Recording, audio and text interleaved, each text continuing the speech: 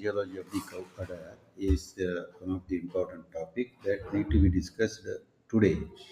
So, bovine mammary gland is one of the important gland that is always useful for the production of milk to the human beings and also to the calf.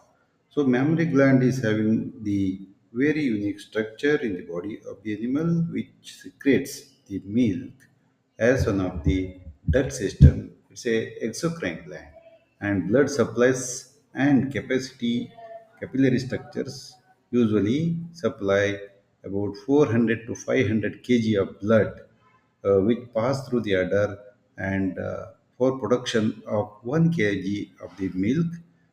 Simply you imagine that about 400 to 500 liters of blood is pumped through the udder in a day to produce 1 kg of milk. And suppose if it's 10 kg, then 5,000 liters. And apart from this one, the lymphatic system is there, innervation is there, then milk let down, reflexes are there, and a lot of nerves are also ending. So here you can see that it is having a very soft skin and pliable, covered with fine hair, and hair also having the region of the caudal surface of the udder that is called as the escutcheon, where the hair is directed dorsally. Then median mammillary gland groove divides right and left glands, and the supernumerary teeth or non-functional or rudimentary teeth are also there in some bovines. So this is the gross anatomical region in which the pubic bone passes through the above, and the suspensory ligament or the apparatus is there, and the different type of the mammary lymph nodes are also passing through this thing, and this is media lamina.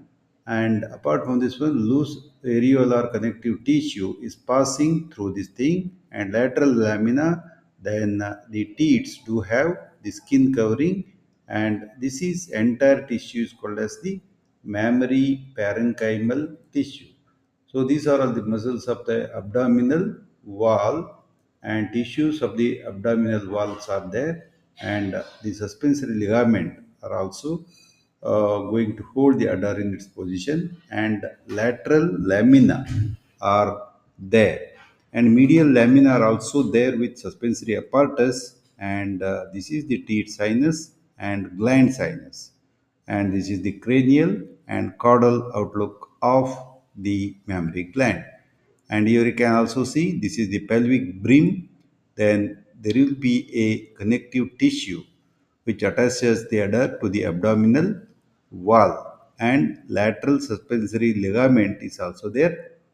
And if you cross open the fine connective membranes, there will be a separate front and rear quarters, and each quarter doesn't have any connection between these things. So rear is little larger and front is having a little smaller structure. So it is connected by the median suspensory ligament and separates left and right quarters. And the figure 1, this is the support system of the curve udder.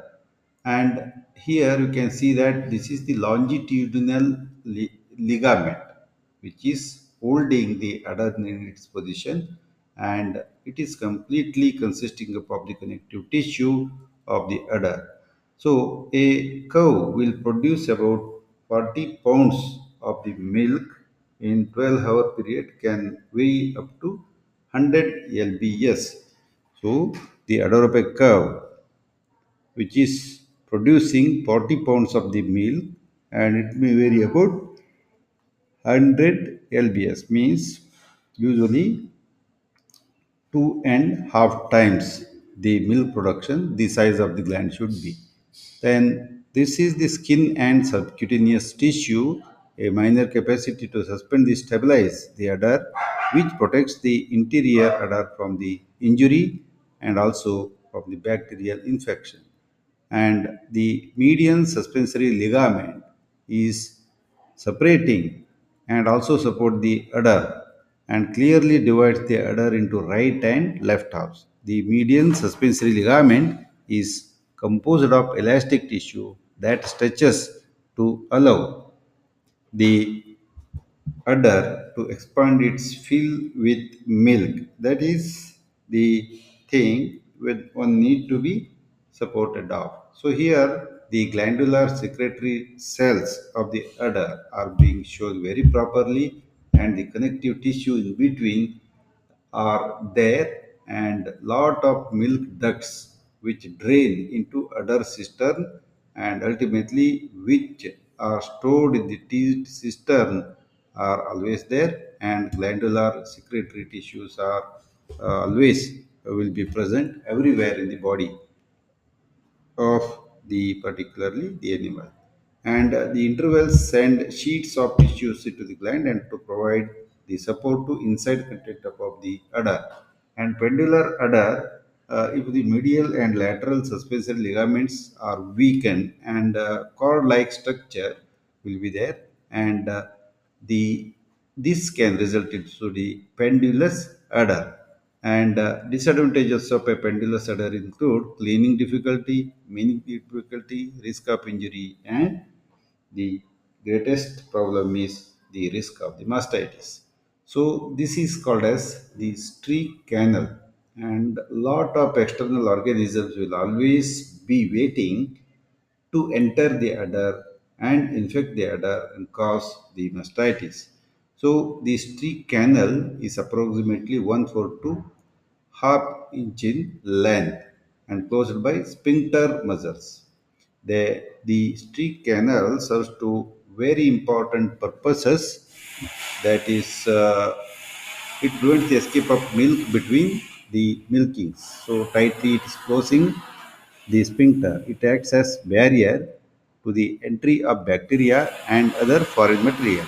And milking speed is related to the size of the canal and also the tightness of the sphincter muscles.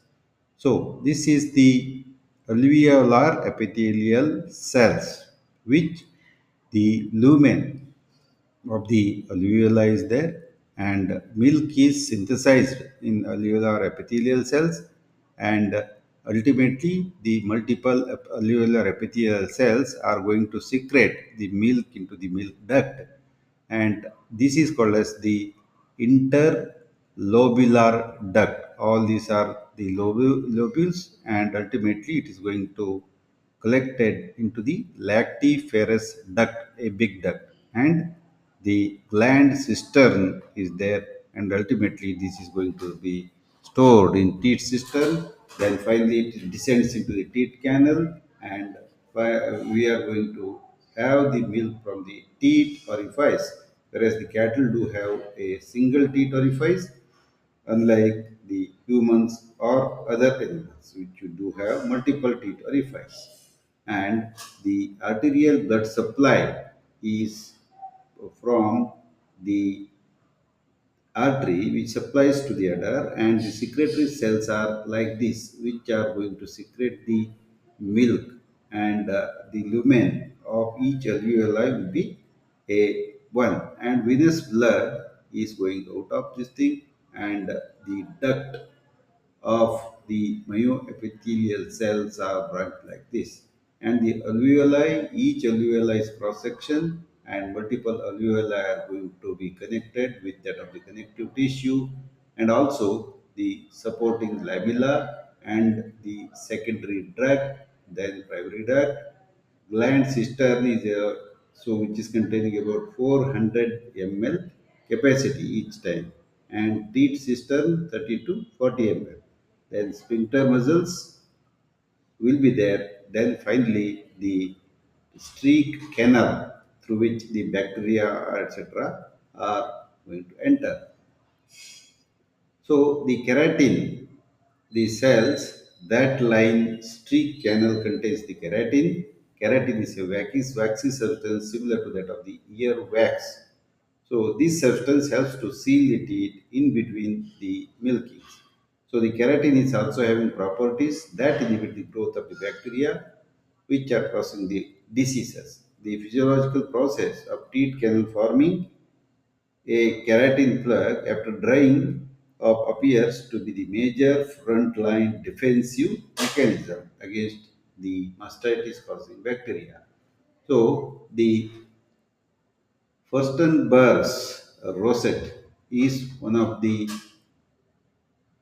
structure located directly above the streak canal. It is made up of loose folds of membranes that the smooth out as milk accumulates in the udder, and this aids in blocking the escape up of the milk between the milking, and this can be damaged by improper milking or improper use of the mastitis including the nozzles. For example, if we are administering some of the antimicrobials using the rough intramammary gland or intramammary tubes. So this teat system or this Furstenberg's rosette may also get damaged, and ultimately this is the peaked sphincter muscles.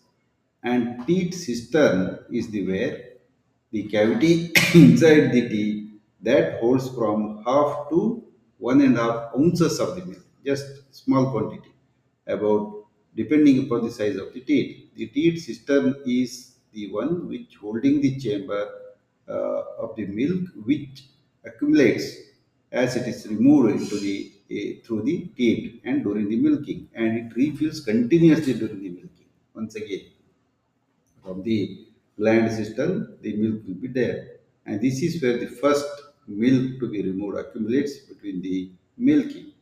Then the gland system, this is the gland system, is joins to the teeth system at the base of the udder.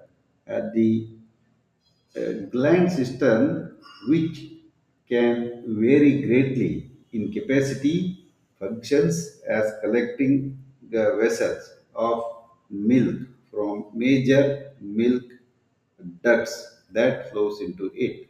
The gland system fills rapidly during the milk letdown. Then this is the udder quarter, and milk cisterns are there, milk ducts are there, ultimately teat cistern, then teat canal. So alveolus is having a wide lumen which is supplied with veins and also the lymphatic circulation and also the artery center, and outer lining is coated by the myoepithelial cells.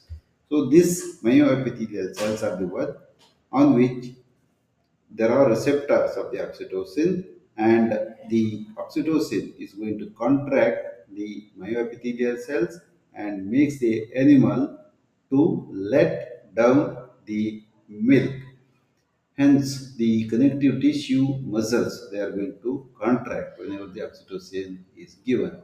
So, the secretory cells do have many structures which are very similar to that of the normal cell, like Golgi apparatus, apical cell membrane, then the nucleus, then endoplasmic reticulum, the mitochondria, then the nascent fat globules, small, tiny flat globules, and also the vesicles.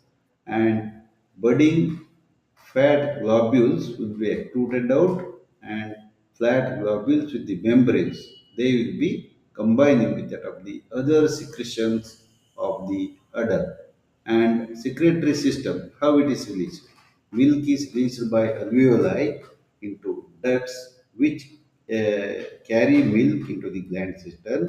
So between milkings, approximately 40% of the milk is stored in the teat and gland cisterns and the major ducts, while the remaining 60% is stored in the alveoli cavity.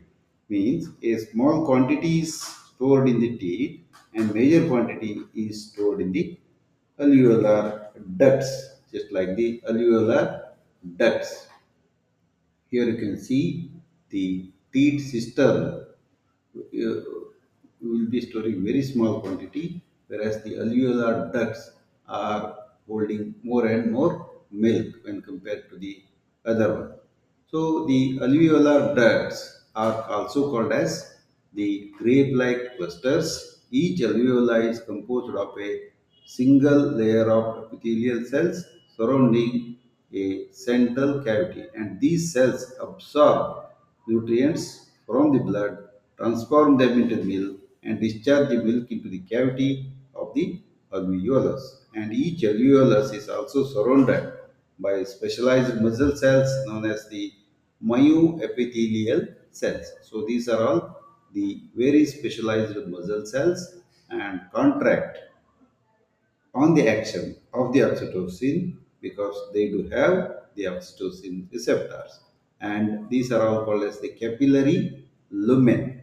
And this is the lumen where the milk is being stored, and ultimately it's going to combined with that of the milk duct, and all this will be damaged whenever the animal is suffering from the mastitis. So each alveoli is also surrounded by specialized muscle cells known as the myoepithelial cells. So here the blood constituents will be secreted inside the alveoli, and ultimately it is converted to the milk. So the overview of the milk secretion in the secretory cells. So these crossed circles are key regulatory cells here, crossed circles. All these are key regulatory cells. So the amount of the milk produced depends upon all different type of the function of the secretory cells, alveolar cavity, and the blood constituents. So, which are all the constituents of the blood of a cow will be formed into the milk? This is very interesting. Water, minerals, and vitamins are also coming inside the secretory cells. And once again we will go to the secretory system, and here you can see that the secretory cells are lined out of the alveoli of this thing, and this is the lumen, then venous blood, etc. So this will be useful for us to understand the exact anatomy of the thing. So water will be directly added into the amount of the milk because 85% of the water is the constituent of the milk. Then minerals and vitamins are secreted from the blood into the alveolar cavity or the lumen from the secretory cells. So immunoglobulins are also secreted. Amino acids like beta lactoalbumin and alpha lactoalbumin. So these are called as the whey protein, or the amino acids are also called as the casein, which are classified into alpha casein and beta casein and kappa caseins. So the glucose or the lactose is going to provide the energy, galactose and glycerol, and this is an important step. Alpha lactalbumin is going to combine with that of the glucose to form lactose, and lactose will be secreted into the milk to the extent of about 7.5 to 10%. And the acetate and butyrate are also converted to the energy acetate because these are all the volatile fatty acids, and later they are combined with that of the glycerol and going to form triglyceride and the short chain fatty acids and long chain fatty acids. Ultimately, this is going to contribute to the fat content of the milk. Whereas the glucose is converted to lactose, this is converted to the solid, not fat content of the milk, and amino acids are going to be contributed to the protein, which is about 3.5% in nature, and this is going to be constituted. So around the time of milking, the secretory cells of the alveoli start to produce the milk, and during parturition, there is a large surge of the prolactin, and this is the signal to start the lactation. And the important hormones of the milk production and maintenance of the lactation are prolactin, then insulin like growth factor, which is stimulated by the liver, and the growth hormone. And prolactin, also one of the important hormone that is secreted. Then the hormone concentration, usually during the birth of a calf, the progesterone is reduced to the basic level because both the corpus luteum and also the placenta, which produce the progesterone, are going to be lysed out of the body. The corpus luteum is going to be lysed out of the body, and also the placenta is shed out. So the concentration of the progesterone will be very, very low. And estrogen and cortisol is going to increase to the some extent, and just after that time they also reduce to the basic level because there are no follicles in the ovary, because the follicle is the only source in the body to secrete the estrogen. And also the prolactin, which is secreted from the pituitary gland, is going to be the highest during the birth of that animal for calf, because the calf has to have lot of prolactin or the milk at immediately after its birth.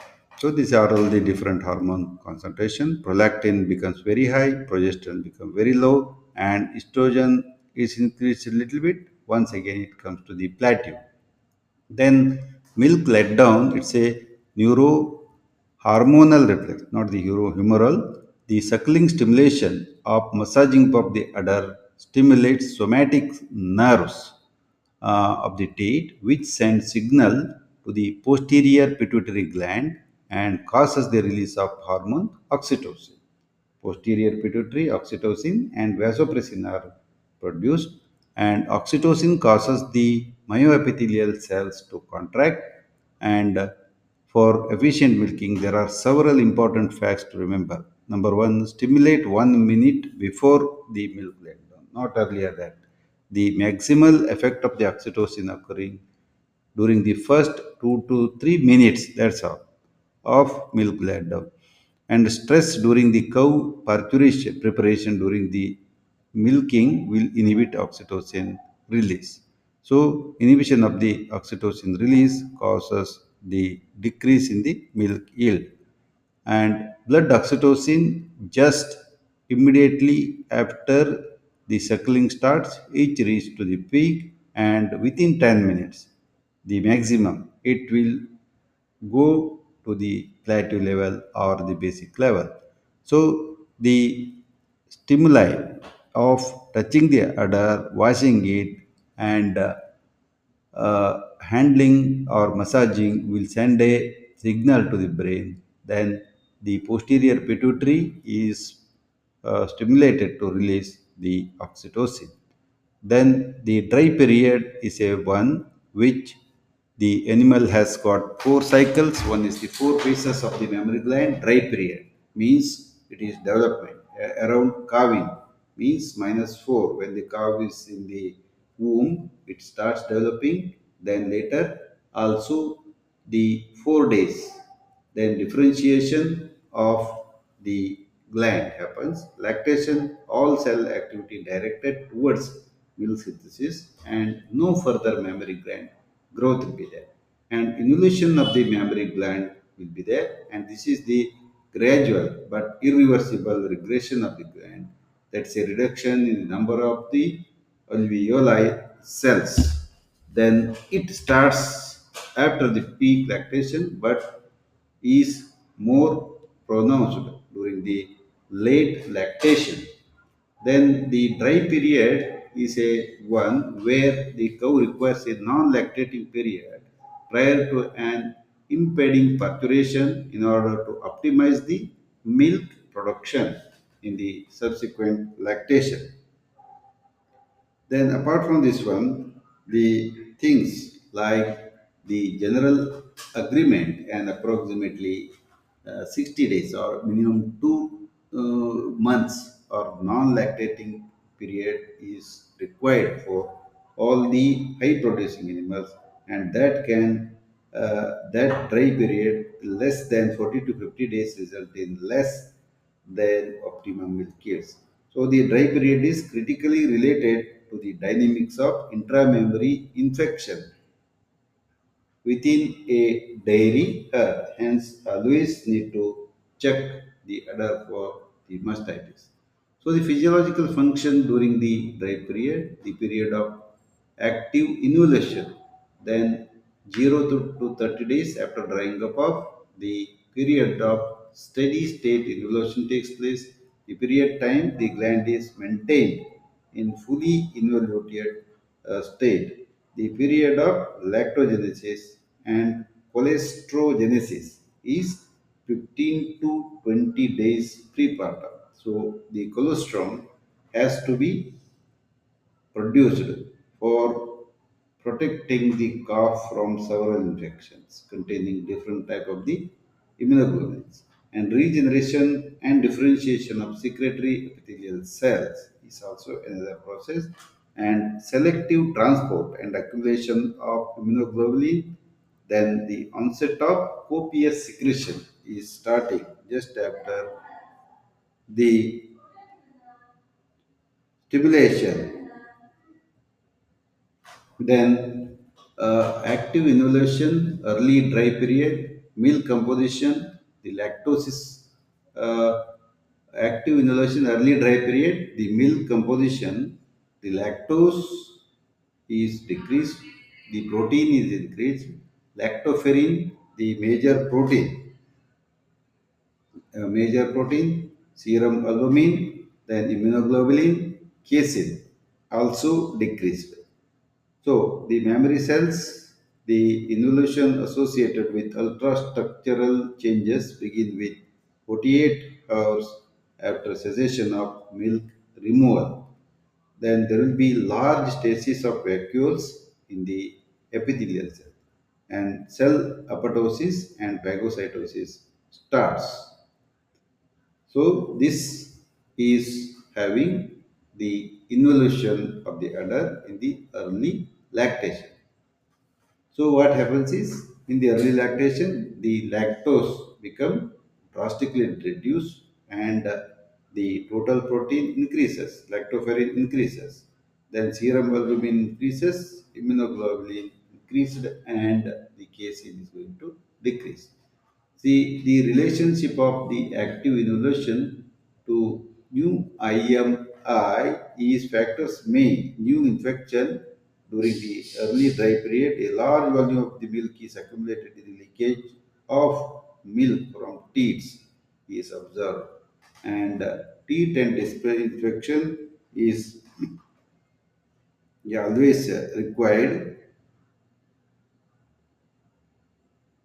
always required, then the teeth and display infection is stopped.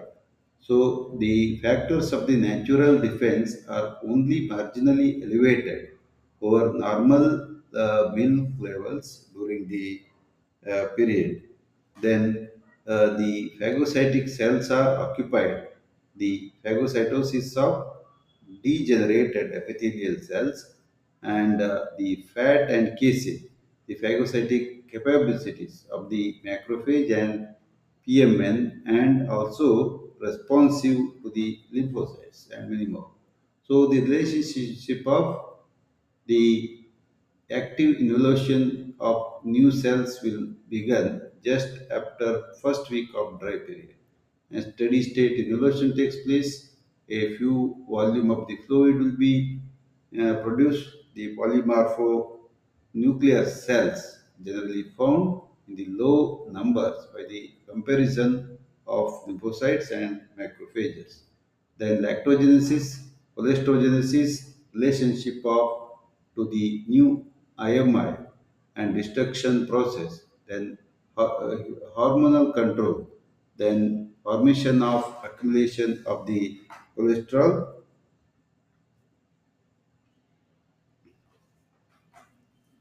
volume increases 1 to 3 days postpartum.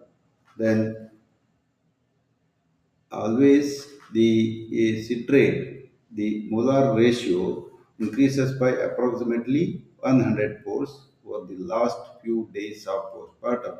The loss of antimicrobial properties is also there. And the number of cell secretion is the macrophage appears to be the predominant cell type, phagocyte ability, macrophages of PMN, the susceptibility of new IMI infection caused by this thing. Ultimately, the summary, so the udder is one of the important tissues.